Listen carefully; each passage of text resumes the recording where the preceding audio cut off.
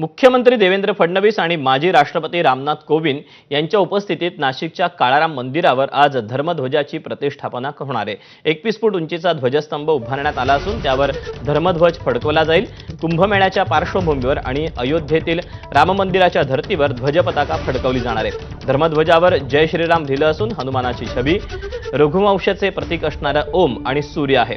याआधी लाकडी ध्वजस्तंभ होता, त्याला चांदी आणि पंचधातूचा पत्रा लावण्यात आलेला होता, मात्र कालांतराने तो तुटला, त्यामुळे आता नवीन ध्वजस्तंभ बसवण्यात आलेला आहे।